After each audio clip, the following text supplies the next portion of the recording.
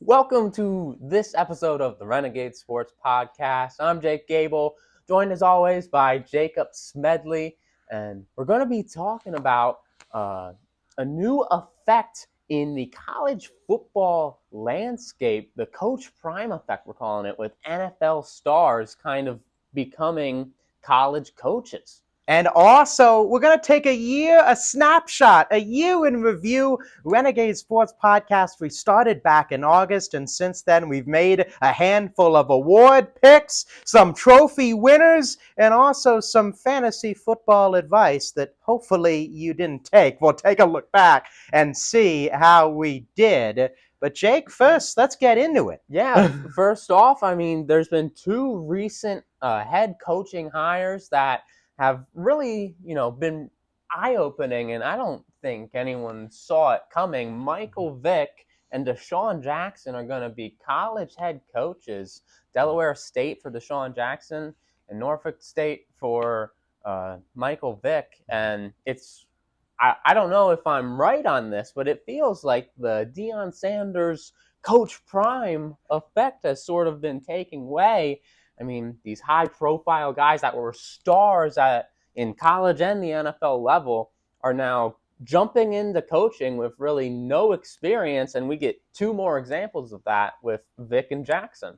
Yeah, it's very interesting to see. Of course, both of us have some sort of connection, being Philadelphia Eagles fans and watching both Vick and Jackson play in the Eagles green for many years. Yeah, and one of my all-time favorite moments of Eagles football and just football in general is Washington versus Philadelphia. Oh yeah, I know exactly what game you're talking about. The first play of the game, just bombing it to Desean Jackson. 70-yard touchdown, I believe. Great play. But now those two are going to be in the same conference coaching against each other, which I think is crazy, especially these guys aren't that removed from their playing careers. Desean Jackson's only 38 years old. I know we've seen coaches around that age, but this is a guy with no coaching experience. I know he has all the football experience in the world, though. It'll be interesting to see. Yeah, definitely interesting to see. And I think another caveat that's been mentioned in some articles as well, a lot of, quotes starting to come out from Michael Vick, Andy Reid as well, who's coached both of these guys, one of the best NFL coaches that really now ever cementing himself. We've seen, kind of talking about them as now getting these new great positions. And I think another layer that really ties back into Deion Sanders is both of these schools being HBCUs as well, Jake. And that's giving where Deion started. Yeah. So, being able to, I think something that gets lost in, these NFL players going back is the money that gets put back into these great institutions that are, promoting, African-American excellence, which I think is a part of it that should not be overshadowed by these, NFL players. And of course, there's the conversation of,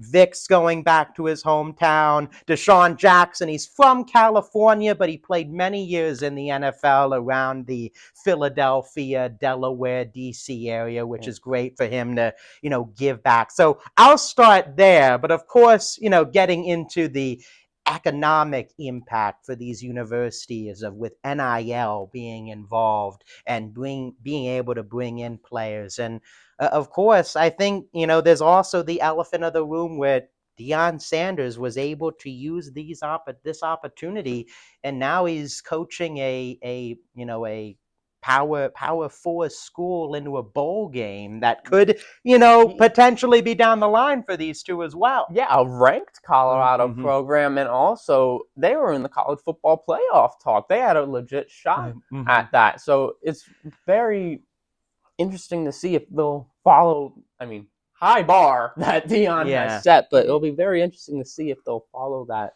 same career path. You mentioned the NIL, and I think that is something huge, because if you want to talk about bringing attention to a school, especially FCS schools, these aren't FBS schools like Colorado now. Yeah. So you get to bring these recruiters like Vick and Jackson, I mean, if you're a person potentially considering one of those schools before the hire, and now you get to play for one of those guys, that's really hard to turn down. And also, I mean, neither of those schools scream big money schools at me. Well, now that might change. I mean, how many people have even heard of some of those, and even Jacksonville State when Deion Sanders was there, and then they brought in a lot of media attention and also big players. Remember Travis Hunter? He's with Sanders at Colorado now, but he was a top 3 player in the entire country. He was going to go to Florida State. Yeah. And he got him to go to an FCS school. He got him to go to Jacksonville State. I mean, that's crazy to see out of a top prospect. And obviously it worked out. Followed Sanders to Colorado. Won the Heisman. Might be the first pick. He's going to be high in that selection. I mean, you got to look at that and be like, why can't that be me if I'm a potential recruit? Yeah, I think that's a great point as well. But I guess the counter to that is can Vick and Jackson have that same effect? Because Deion Sanders, of course, they're coming from different eras of football, and maybe Vick and Jackson. The argument on that side is maybe they can appeal to now this younger generation of player being have played recently. Of course, Deion Sanders was a star player in the 80s and 90s, but his image has transcended games. And maybe Vick and Jackson being recent retired players, a lot of these guys that they're going to be recruiting have watched them growing up and idolized them in a similar way. But also there was an image that Coach Prime kind of had as a player, and even before he got back into coaching, that maybe that's what was able to get some of these transfers to follow him. And it's really going to be seen. I see it as more of this is the next phase of this guinea pig like situation here, where Deion Sanders is that first one, and his success has now led these other guys this opportunity. But now, can that continue with these other athletes that maybe didn't get the same limelight that Deion Sanders, but are professional players and exceeded at a high level, and we'll see over time if this is something that not only other FCS programs get into, but other FBS programs can, look at that alumni tree, or look at other former professional players that might be interested in getting back involved. And before we get to, how we might think they do as coaches, especially, not really having anything to go off of when it comes to their coaching experience and how they might fare in that type of role. I do want to address elephant in the room for both of them, because I think it's our duty to also say that they've had personal issues in the past. Michael Vick, more in the past than Desean Jackson. He went to jail after dogfighting scandal and was convicted of that, and he made his return to the NFL after that. And I mean, I don't remember a single controversy after he served his time and came back, but that is something you have to bring up. And also Desean Jackson made during his playing career some troubling and anti-Semitic comments and Instagram posts or social media posts. I don't know where he posted them exactly, but and those are things that you have to consider when also bringing in a face and a role model of your program. But I say that while also saying mistakes in the past doesn't mean that you remain that person, but it is something you have to consider. And Michael Vick, I feel like, has done a very good job of showing his remorse and reshaping his image. He's been an analyst after his playing days. Desean Jackson, I don't think he's done a bad job of that at all, but it feels like since his controversy is much closer than Vick's was, Vick's in the 2000s, nearly 20 years ago at this point, you wonder how much has he matured, also being the younger of the two. Because you look at Deion Sanders, he was a bit of a diva and hothead in his playing days, so it's not like he didn't have some question marks around him. but he also waited about 20 years after his playing days until then. And you look at these guys in late 30s, early 40s, Mm-hmm. you just wonder what Yeah. that might look like. Yeah, I think that's definitely something to keep an eye on, Jake, and that uh, maturity as well. That comes in to question, because you're not in a room of an NFL locker room anymore. Yeah. You are the head of the locker room, and well, of course, and that's why I think maybe both of us think Vic has a little bit of a step up, because he was the quarterback and leading the off. I mean, they were part of the same offense. Desean Jackson, a wide receiver, a focal point as well. But Vic, a vocal leader in the locker rooms that he was. So vision is being able to translate that into a locker room of a full team of guys. So I think that's another point. And also looking at it for both of these two schools, it's a risk that both of them, I think, are willing to take. Yeah. I saw Delaware State just one win this past season, so I mean, you're taking a risk, but the reward is there, and you can see it with what the players, the wins, the marketability of these schools. That is super exciting to see that, and these teams willing to take that risk. And I'm curious.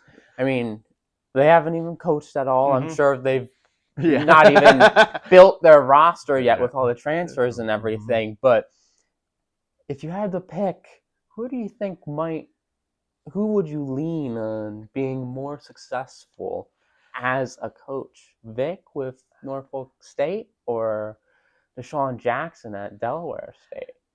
That's interesting, and it's going to be pretty cool to watch them face off against each other too in the same Yeah, that MEAC conference. tell me that's not going to be a highly watched game. Exactly. Yeah, I saw research into something like celebrity. That is going to be a highly touted game. I feel like taking both of our thoughts into consideration, at least just now on face value, I think Michael Vick will be set up for. I think a bit more success, just having the background that he has, having, I think as we both discussed, that kind of, I mean, both have limited experience in coaching, but I feel like that he has a little bit of an edge because of the position that he played in the league, because of a little bit of that maturity, as we mentioned, with being able to get himself to a correct mental state and physical state after his time in jail and going through that whole thing. So I think at this point, of course, this might change middle of next year, middle of the first season, and we might be looking at Desean Jackson, and they rattle off like 5-6 wins in a row, and like, wow, I mean, we really didn't expect that. Hoping both of them the best, but I think Mike Vick has the edge in my book. Yeah, I completely agree with you. I was much more surprised with the Desean Jackson news than I was the Michael Vick news, because I mean, I'm not saying wide receivers cannot coach or anything. He did coach in high school. I saw he was coaching. I think it was Robert. It was a Martin Luther King Jr. I think high school in California. One of those California high schools. He was coaching football. But again, that is a jump from high school to college. Yeah. So no, I'm not saying he doesn't have football knowledge or anything, but I feel like quarterback at the NFL level or even college level, out of any player on that roster, the closest thing to a coach you have, and a locker room voice, and gotta keep a cool head and say the right thing even if it's not what you really want to say at the time. I think that just leads over more, because if you look at Desean Jackson of the Philadelphia Eagles days, I mean, obviously he's matured since then, but there are some moments where getting some personal fouls and just unsportsmanlike conducts and everything, and some immaturity issues that you're like, this guy's going to lead a program now. But like you mentioned, he has some high school experience as well, and you're not the same person you are at 22, 23 that you are at 38. So it'll be very interesting to see. But hey, maybe the new wave of how to recruit college head coaches has come. Yeah. And hey, maybe I was hearing an interview from LaShawn McCoy. Maybe he wants to get. I saw him. He wants to get involved with the Eagles. But I mean, that just brings me my whole childhood of Eagles football, getting involved in coaching or general managing. Bring that entire Eagles offense into the college world. Yeah. And just everyone's just gonna be coaching from that team. Brent Selleck, maybe. Yeah, maybe. Yeah, that'll be great. Keep Chip Kelly away from that group and have some success. But Jake, our other part of this very special episode, the end of the year, a year in review. Of course, you've got all your Spotify Wrapped and Apple Music Wrapped, but we've got the Renegade Sports Podcast Wrapped, taking a look at all of our different picks. We've gone through fantasy football, baseball end of season awards. We've done Heisman watches and our picks for the NBA. Jake, where do you want to, I guess, start with it? We got a lot of picks, and some we might have to rectify. Yeah. In hindsight, I think the first prediction we made was fantasy football right before the season started. We were giving our takes for the first overall pick, and I can say that neither of us were correct with our assumptions. I took Tyreek Hill. That's who I said I would take number 1 overall. And I like Tyreek Hill's safety. I think he was named the number 1 player in all of the NFL by the NFL player poll. I'll put a little bit of an asterisk on it. I don't think he would have been as bad if Tua didn't get injured and miss a good chunk of the season. That being said, even if he kept up that pace, he wouldn't have been worth that first round pick. He's been a good player, but he hasn't been that top guy that you would. If I could redo it, go back in time, I would have said either Saquon Barkley or Jamar Chase. Yeah. Those are the 2 guys that really popped off. Yeah, and I was on that high horse with Christian McCaffrey. I thought this year would be different. And of course, in true fashion, he comes back from injury, he's hurt, and then he re-injures himself, and it's, you took that pick, you stashed him for the whole year, he comes back, and then he, very little production in the 2 weeks he was in there, then gets hurt. Yeah, Jake, in a similar fashion, I think we were both underestimating Saquon Barkley, and we talked about that in our NFL rankings, just his impact on that Eagles team, putting them in, that Super Bowl echelon type of competitor, and the same thing has gone for fantasy. He is the best running back in fantasy this year. And yeah, Jamar Chase, have him in one of the leagues myself, and he has just gone off in some of these weeks. And even if the team hasn't been racking up the wins, he's been racking up wins in fantasy. Yeah, and you want to hear something bad? I ended up with the team with both of them and only got 3rd place. Oh. So, it's a team sport. Exactly. Even team fantasy sport. football is a team sport, but yeah, that's not a good look.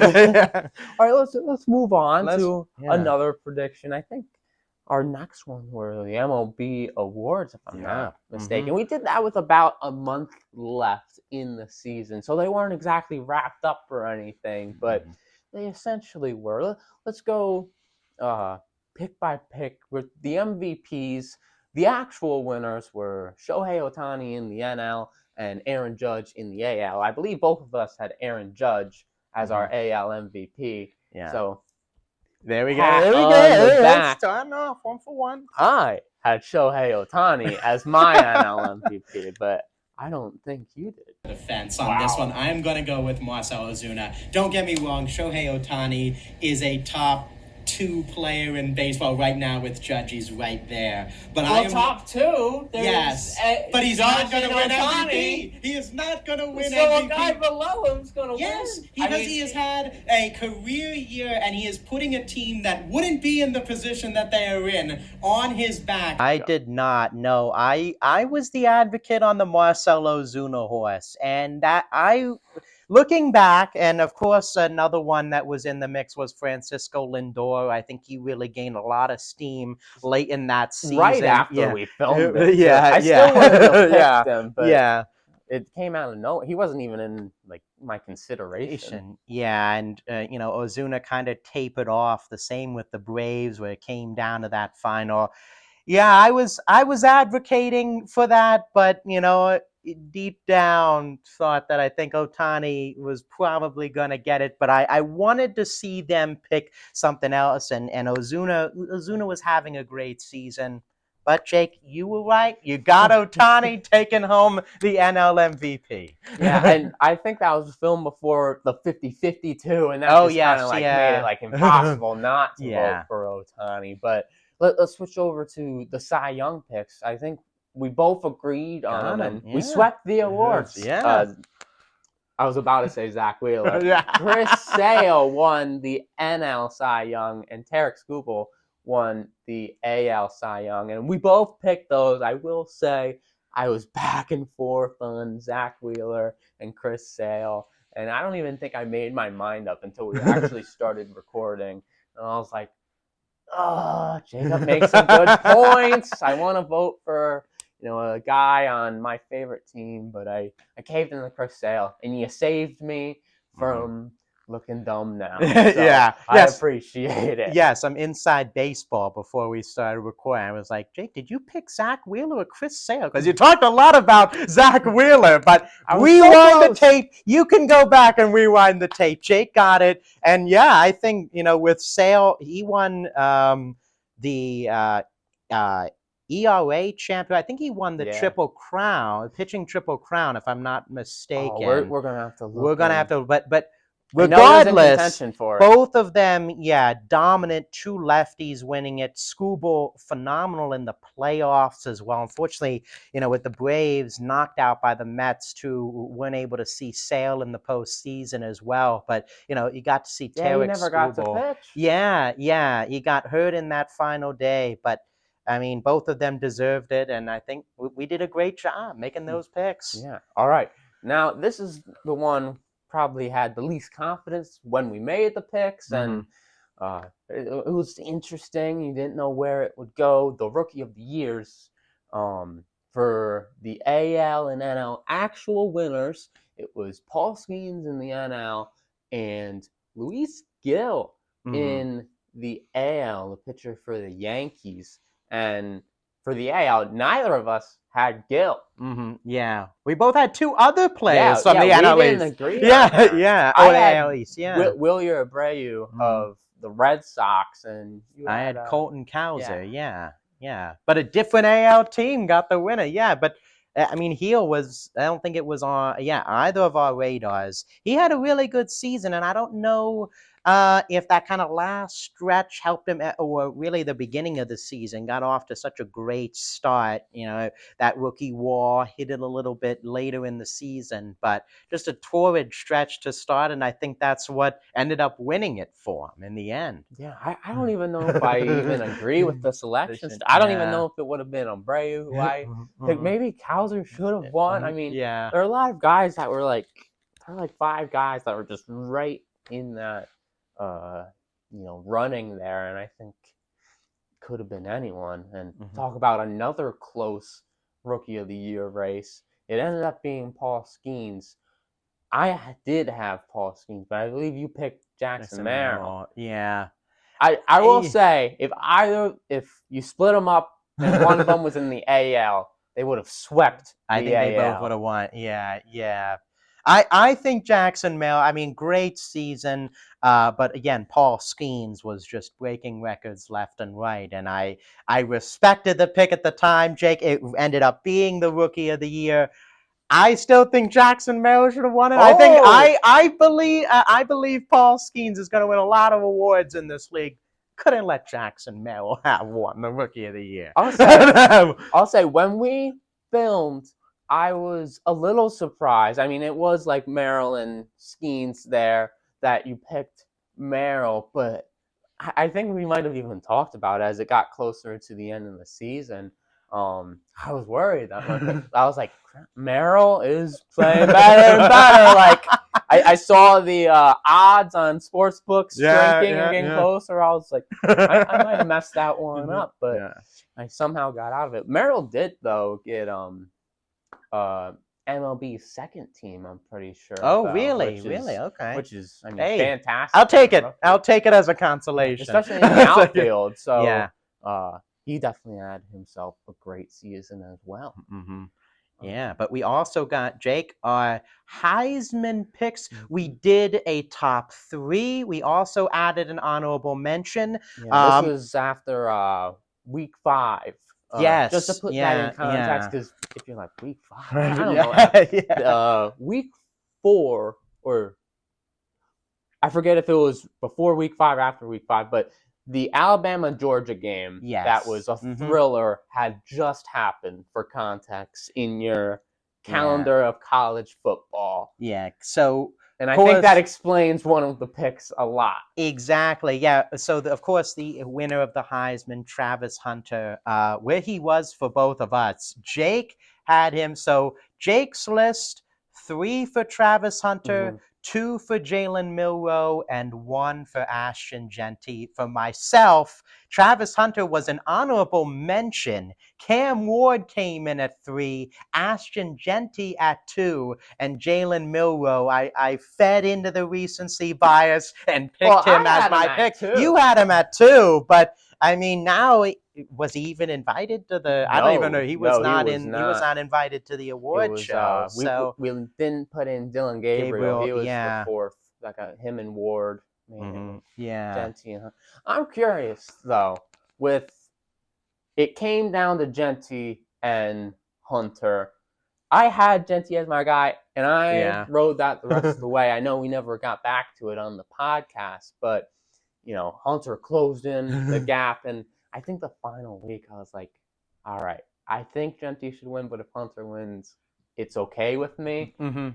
I don't know how you feel. If you thought Travis Hunter should have won, a lot of people online are saying Genty was robbed. He Yeah. made the playoffs, and it should be the Yeah. other way around. I'm just curious your thoughts. You're the 4 stages of guilt. You're like, all right, I'm ready to accept the result. You got to that point where it's like Hunter was legitimately playing so well, and I think his final game of the year, he put up 3 touchdowns receiving, and then had an interception. Might have put that in the bag, yeah. And it's like, all right, like Genty might break the rushing record. Travis Hunter's doing something I've never seen in my lifetime, and it was just like, I wish one of them had been a year younger, so then one of them could win this year and one of them could win next year, and they weren't the same year that they had these historic seasons. But definitely a Heisman battle for the ages. But exactly, don't try to get out of this. I'm not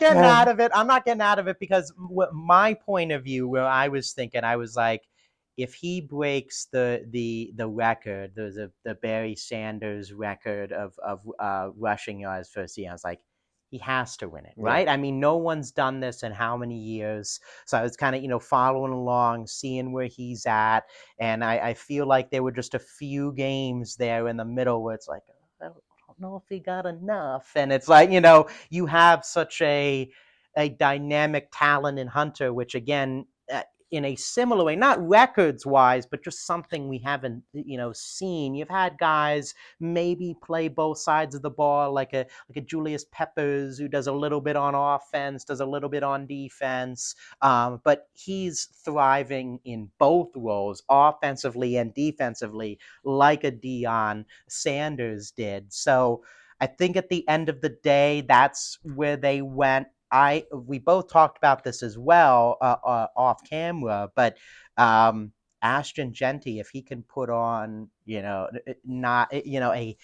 a great college football playoff, because unlike Hunter, he has a chance to prove that. Of course, the voting's all set and done. You can't go back and re-vote, but a little stick it to him, going up against Penn State and the rest of the way. That would be pretty cool to watch him stick it to the voters, getting second in this leaderboard. Yeah, that would be really cool. And finally, our last predictions. It's not even actually over with yet, so maybe we'll have to do another one. But we talked about at the very start of the NBA season, we each took a sleeper, overrated team, and like a base level pick if we're going off of FanDuel odds of who we might see winning the NBA championship. And obviously a lot to be played. We're a little bit less than halfway through this NBA season, but I think we both did a good job with our think picks. we did. Yeah, I think we did a great job, Jake. I mean, overrated picks have not been doing too great, including the team that we're representing here on camera as your overrated pick. Yeah, I picked the Sixers, and it wasn't for the reason I was expecting. I mean, there's been so many injuries, and they've just been bad. They're starting to play better now. They're climbing their way back up the standings, but they just had such a horrendous start. It's hard to see them coming back from it. I was thinking they might be like the third or fourth seed and only make the second round of the playoff. I wasn't thinking possibly missing the play-in. Yeah, I mean, they're at one point the worst team in the entire NBA. There was so much conversation about tanking, which was so capture crazy. The flag. Yeah, and I mean, my pick with Denver, I mean, they are above 500. They're in that playoff conversation, in a playoff spot. But I mean, you see kind of the warts of what it's looking like. We talked about KCP moving on, the whole implementing Russell Westbrook. They're not dominating how they usually have, and we're starting to see maybe a little shift of a class in the Western Conference. My sleeper pick, the Memphis Grizzlies, are 12 games above 500 at the top. You've got the Oklahoma City Thunder, who have navigated their injuries to a T, with Chet going down. Then Hartenstein comes back, and it just seems like they haven't missed a beat. And I mean, a team that, I mean, now looking back, overrated, the Minnesota Timberwolves. Yeah. Jake, did we do this before the Cat trade? It was right around that time. Yeah. I don't know if we got to see any preseason or anything, but it was hard to see where they go with that. But it's early, but I think we both said it was probably a mistake at the time, but it's really looking like a mistake now for the Timberwolves. Yeah. And you mentioned your sleeper team, the Grizzlies. Great pick, man. Thank you. I took a little cheeky pick. They're like the ninth best odds. The Mavericks adding Klay Thompson. They're in the top half of, I think they're around 4 in the Western Conference. They're going to be fighting in there. Luka Doncic currently hurt, though. He's going to come back. Don't worry, Mavs fans, but we'll see where that goes. But then our baseline picks, I took the Celtics, and they're doing what the Celtics are doing. Have some losses here and there in the regular season, but more often than not are good. And Jacob, you took a team that I wasn't expecting you to, but it's not looking like a bad pick at all. Yeah, the New York Knicks are just coming off of that win on Christmas, and you're starting to see the team gel together, that chemistry that was spoken so highly of before they made the trade for Cat, and now since they have, OG Anunoby's been playing great. I think that's a team that will be, talking about the Sixers and their aspirations of being a top. The Knicks, I think, are going to be in that top 4, top 3, I think, the rest of the way, and battling it out. So I'm confident. In my pick. And a team that neither of us even put in any of those categories, of course, the Cleveland Cavaliers end up with the best record in the NBA and setting some records along the way with their win streak at the start of the season. I mean, I wish I put them on a sleeper, but I never even considered them. I might have even considered them for overrated, but the coaching change there has really done them wonders. They're looking fantastic, and who knows, they could screw up our entire thing with how they finish. Yeah, very interested to see also what moves they make too at the trade deadline. I think we'll be talking about that at some point. But of course, with the All-Star break, new format, stay tuned. We might chat about that as well. But yeah, interested to see where our picks end up, Jake, and how the regular season turns out for the NBA. All right, we've wrapped up our picks, some of the things that we talked about in hindsight, some that we don't know what's going to happen. We talked about fantasy was our first one. I think we're going to bring it back to fantasy because guess what? Me and Jacob, not planned. I mean, you can't plan it, but we're in a fantasy football league together, and we have ended up in the championship game against one another. It's, as of recording, it's this week, so we're going to find out by the end of the Monday night game who wins the championship game. Man, you couldn't script it any better than this. Yeah, crazy. Jake is the underdog. Everyone should know he is the fifth or sixth seed in the seeding. He snuck into the playoffs. I snuck in. Yeah, the pressure is on me. I'm the 10-4 coming in as the top seed, so the pressure is on of the Jake and Jacob battle. We'll do it Twilight style. Team Jacob or Team Jake? What team are you on for this championship battle? We'll see who comes out on top. Yeah, we're both dealing with some injuries. My first round pick, CeeDee Lamb, is now going to miss the championship game. You've got some injuries as well. Alvin Kamara and Jalen Hurts are now out, so it's Bryce Young and Kareem Hunt season taking me through the promised land. So. Yeah, so we'll see, and we'll definitely talk some trash afterwards in our next video. We'll let you know who ended up winning, but spoiler alert, it's probably gonna be me.